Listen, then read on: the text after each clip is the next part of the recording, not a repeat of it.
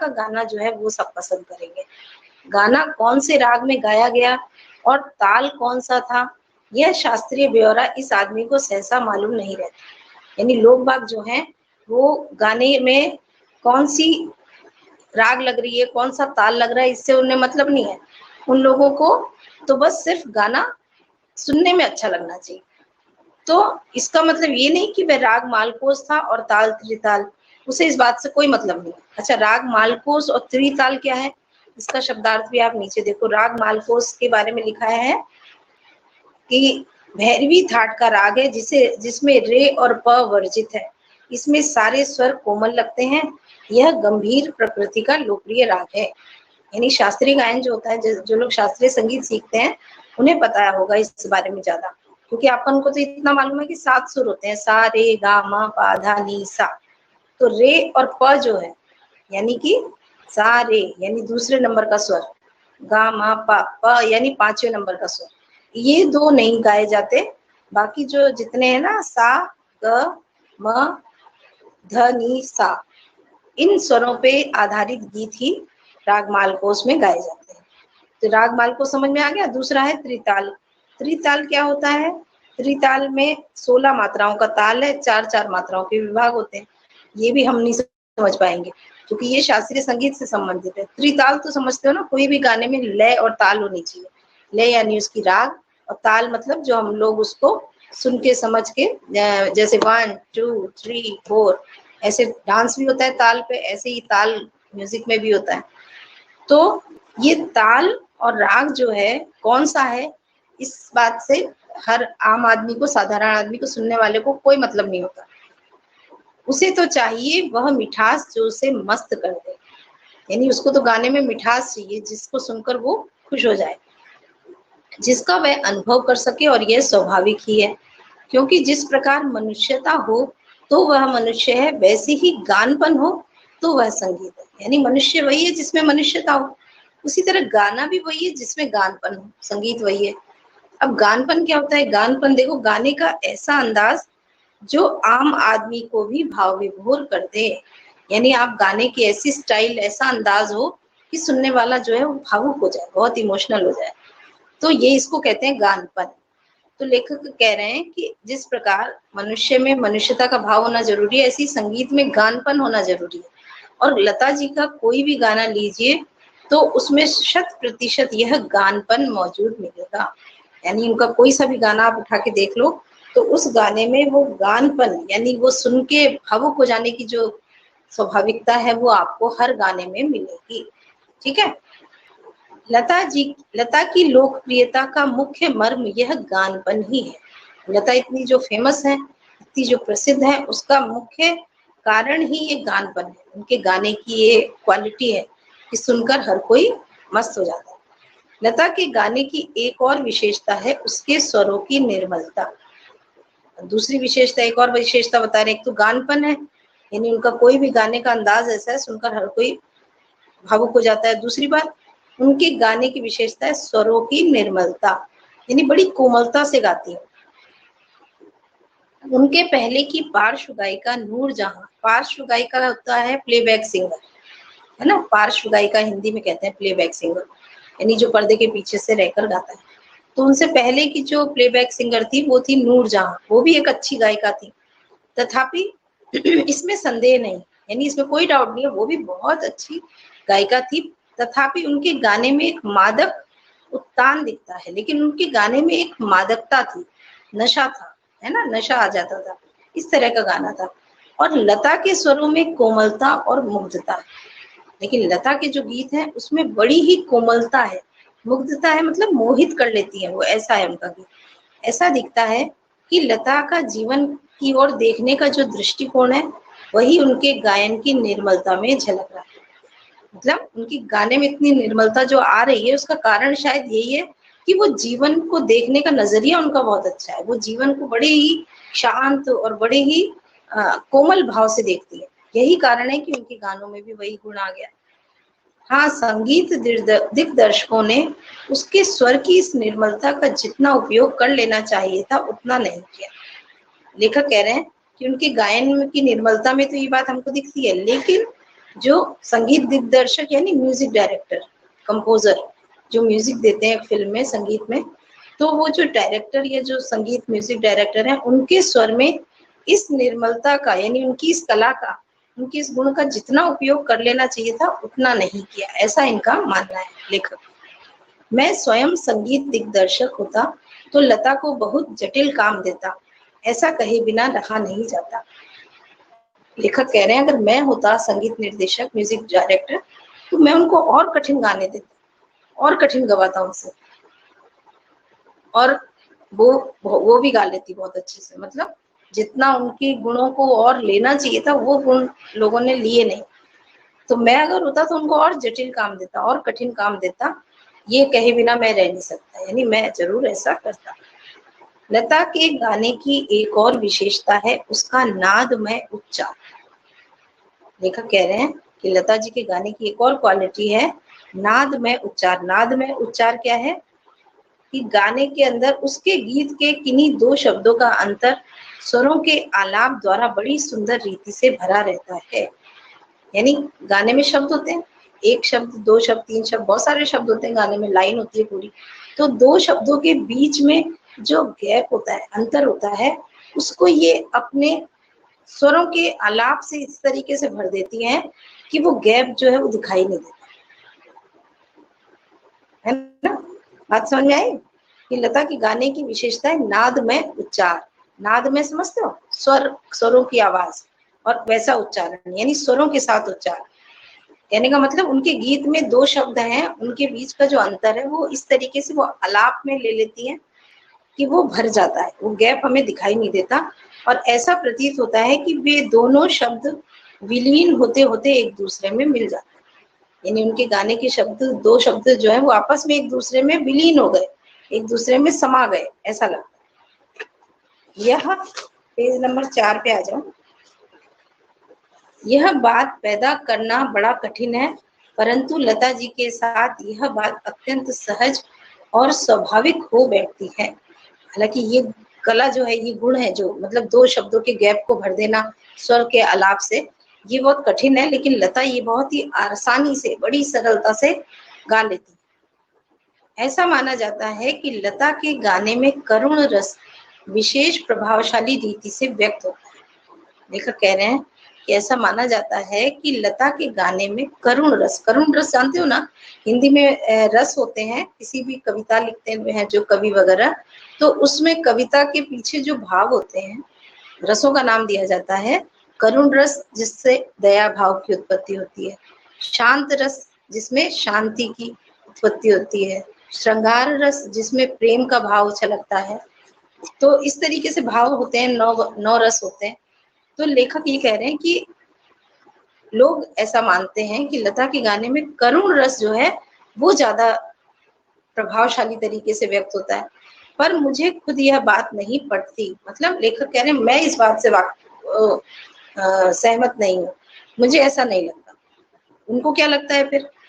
मेरा अपना मत है कि लता ने करुण रस के साथ उतना न्याय नहीं किया है, बजाय इसके मुग्ध श्रृंगार की अभिव्यक्ति करने वाले मध्य या द्रुत लय के गाने लता ने बड़ी उत्कटता से गाए हैं। ठीक है ना। द्रुत लय का मतलब होता है तेज, ठीक। तो लेखक द्रुत लय में लय बताई गई है कि 3 तरह की लय होती है। विलंबित लय धीमी होती है, जो मध्य लय जो बीच की होती है, और द्रुत लय तेज होती है। कहने का मतलब स्वरों की गति, गाने की जो गति है, स्पीड जिसको आप कह सकते हो। तो लेखक कह रहे हैं कि मेरे हिसाब से करुण रस के साथ लता जी ने उतना अन्याय नहीं किया जितना उन्होंने मुग्ध श्रृंगार रस यानी प्रेम रस के गीत जो हैं वो बड़ी ही उन्होंने उत्कटता से गाए हैं। द्रुत लय के गाने, द्रुत लय मतलब तेजी से, स्पीड में, ऊंचे स्वर में गाने वाले गाने बड़ी उत्कटता से यानी बड़ी कुशलता से गाए हैं। इसमें लता का मेरी दृष्टि में उसके गायन में एक और कमी है। ये कह रहे हैं मेरे हिसाब से एक कमी और है उनके गाने में, तथापि ये कहना कठिन होगा कि इसमें लता का दोष कितना है और संगीत दिग्दर्शकों का दोष कितना। लेखक ये कह रहे हैं कि हालांकि मेरी नजर में जो उनकी एक और कमी है, उसमें ये कहना मुश्किल है कि वो उनकी कमी है कि जो म्यूजिक डायरेक्टर कंपोजर है उनकी कमी है, क्योंकि गायक तो वही गाता है ना जो डायरेक्टर जिस तरीके से गाना बांधेगा, लिखेगा, वही तो गाएगा गायक। तो वो कह रहे हैं इसमें उनका दोष है या उनके म्यूजिक डायरेक्टर का, ये कहना कठिन है। लता का गाना सामान्यतः ऊंची पट्टी में रहता है।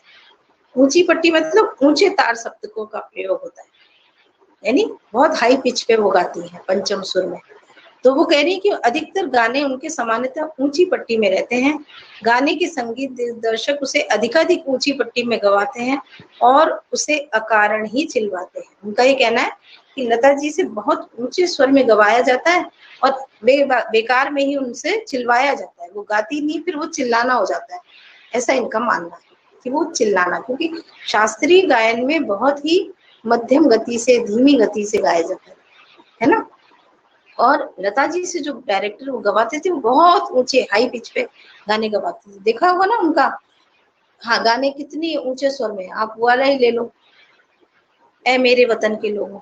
अब उसमें जो शुरुआत की जो पंक्ति नहीं है, ए मेरे वतन के लोगों, अब इसमें गाना नहीं, उनको चिल्लाना लगता है ज्यादा, कि वो इतना ऊंचे स्वर में ऊंचा तार सप्तक का प्रयोग कर रहे हैं, तो ये फिर चिल्लाना हो जाता है, ये गाना नहीं होता। ये इनका मानना है लेखक का। आगे देखो, एक प्रश्न उपस्थित किया जाता है कि शास्त्रीय संगीत में लता का स्थान कौन सा है। अच्छा, एक प्रश्न ये भी लोगों का आता है कि शास्त्रीय संगीत जो है उसमें लता का क्या स्थान है। मेरे मत से यह प्रश्न खुद ही प्रायोजन है।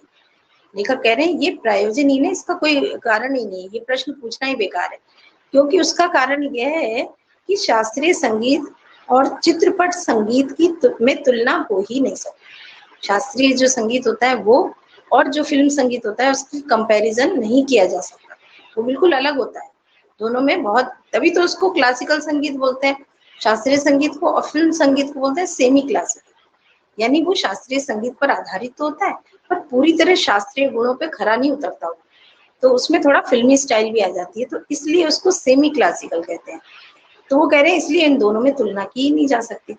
जहाँ शास्त्रीय संगीत, जहाँ गंभीरता शास्त्रीय संगीत का स्थायी भाव है, वहीं जल दलय का मतलब है तेज गति से गाना, और चपलता चित्रपट संगीत का मुख्य गुणधर्म। यानी शास्त्रीय संगीत बड़े गंभीरता से धीरे धीरे गाया जाएगा। आपने अगर पंडित भीमसेन जोशी या ये जो शास्त्रीय संगीतज्ञ हैं, इनके गाने अगर सुने हो तो देखा होगा ना, ये लोग कितने धीरे धीरे गाते हैं। पंडित भीमसेन जोशी का याद है आपको कोई गाना? नहीं याद होगा तो याद करो, कभी कभी टीवी पे 15 अगस्त से पहले नहीं आता, मिले सुर मेरा तुम्हारा, अगर सुना है तुमने, मिले सुर मेरा तुम्हारा तो सुर बने हमारा। ये पूरा क्लासिकल बेस्ड, इसमें देखा होगा आपने कैसे गाते हैं शास्त्रीय संगीतज्ञ, तो वो बिल्कुल गंभीरता से गाया जाता है। जबकि फिल्म संगीत में तेज गति, स्पीड, गाने के हिसाब से, सिचुएशन के हिसाब से गाना होता है। तो लेखक कह रहे हैं अगर गंभीरता शास्त्रीय संगीत का गुण है तो चपलता और तेज गति से गाना फिल्म संगीत का गुण है, तो इसलिए फिल्म संगीत तो तेज ही गवाया जाएगा। जबकि चित्रपट संगीत का ताल प्राथमिक अवस्था का ताल होता है।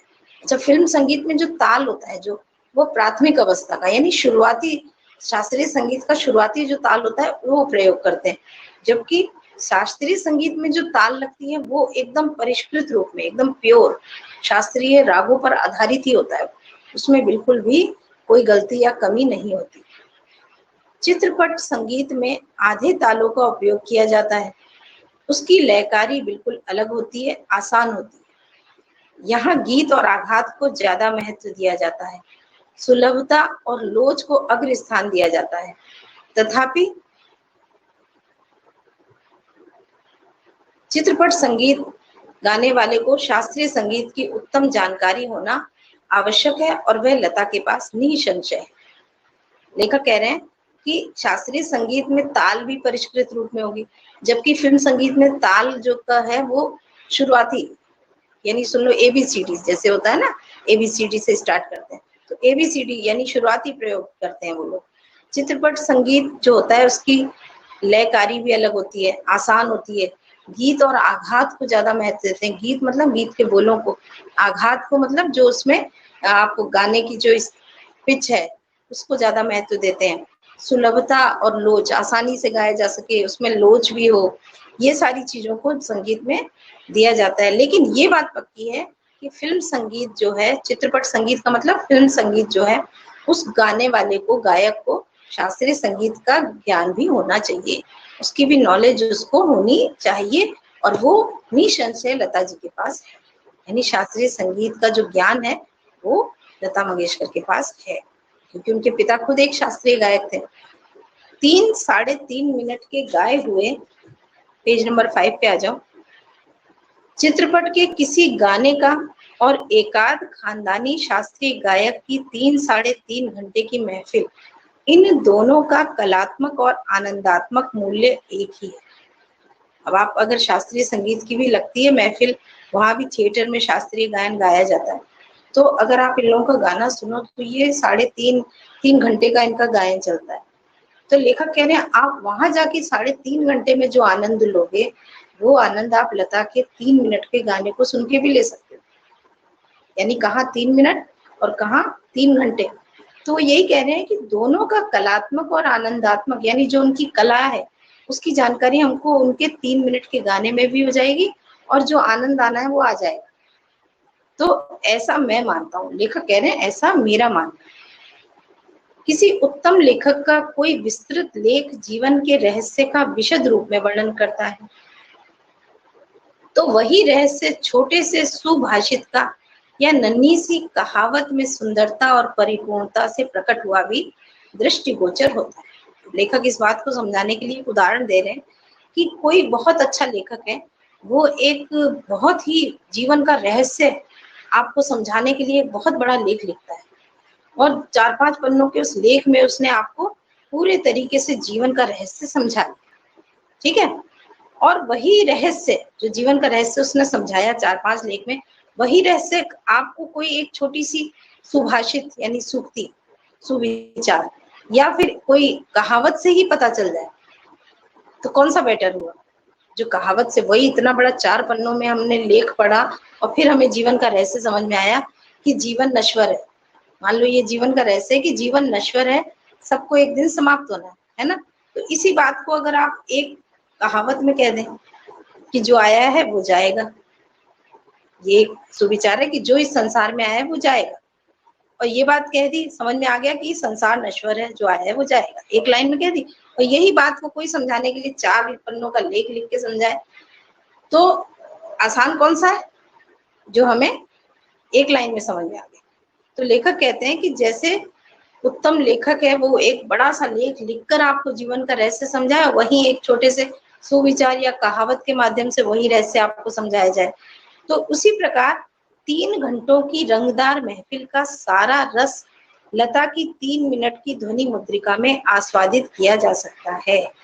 जिस प्रकार लेख पढ़ के हम वो बात समझते हैं, उसी प्रकार हम 3 घंटे गाना सुनने की बजाय वही चीज हम लता के 3 मिनट के गाने में सुनकर आनंद ले सकते हैं। यानी सारे 3 घंटे की महफिल का रस हम 3 मिनट के गाने में ले सकते हैं। उनका एक एक गाना एक संपूर्ण कलाकृति होता है। लेखक कह रहे हैं कि वो एक एक गीत जो गाती है वो अपने आप में एक कलाकृति होता है, एक रचना होती है। जैसे चित्रकार है, अपने चित्र बनाता है, हर चित्र में अलग कलाकारी होती है, कुछ ना कुछ खासियत होती है, वैसे ही लता के हर गीत में कुछ ना कुछ कलाकारी है। यानी हर गीत उनका जो है बहुत ही सुंदर और कला से भरपूर होता है।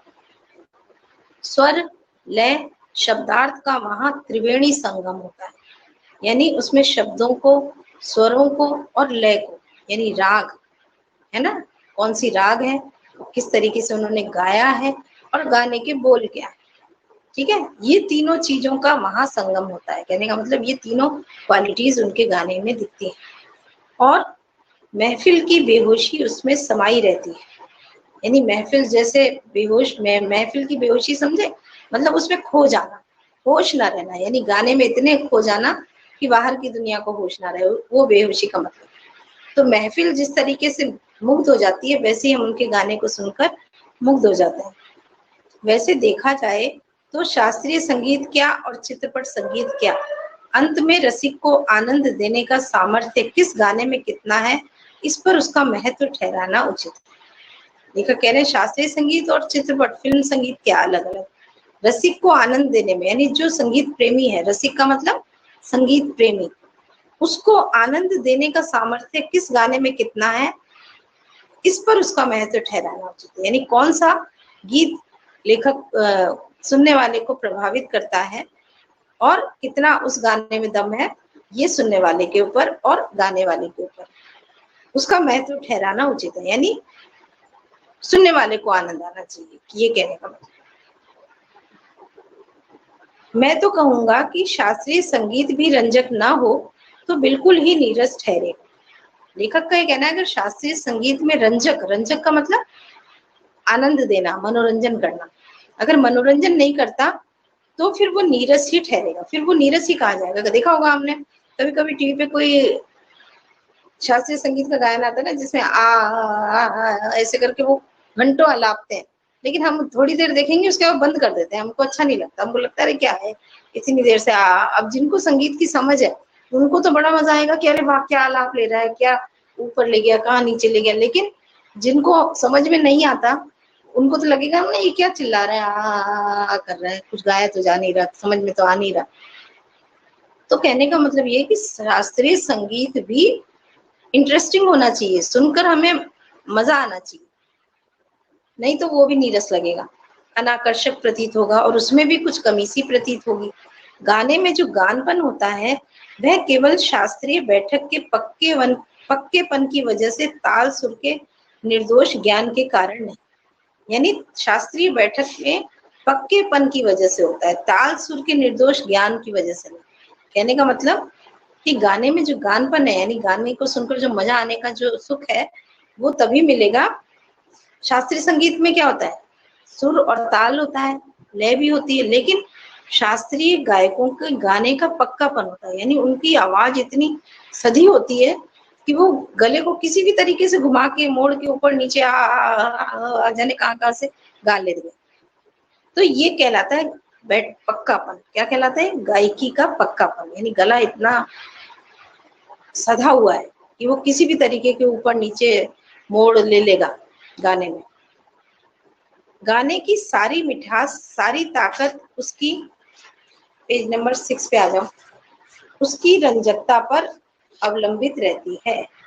रंजकता मतलब मनोरंजन पर, यानी गाने की सारी मधुरता है उसकी मनोरंजकता। यानी अगर हमको गाना मनोरंजन नहीं कर रहा, हमारा हमको आनंद नहीं दे रहा, तो वो गाना बिल्कुल बेकार है। और रंजकता का मर्म रसिक वर्ग के समक्ष कैसे प्रस्तुत किया जाए, किस रीति से उसकी बैठक बिठाई जाए और श्रोताओं से कैसे सुसंवाद साधा जाए, इसमें समाविष्ट है।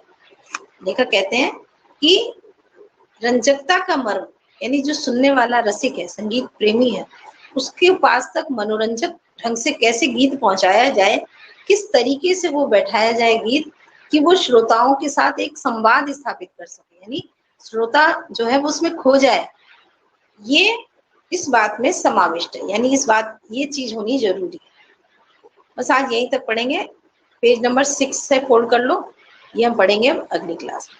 समझ में आ गया होगा, जहां तक है आ गया होगा ना, सरल ही है। तो अब पढ़ेंगे हम नेक्स्ट क्लास में। ओके चलो ठीक है, फिर बात करेंगे बाद में। Good bye.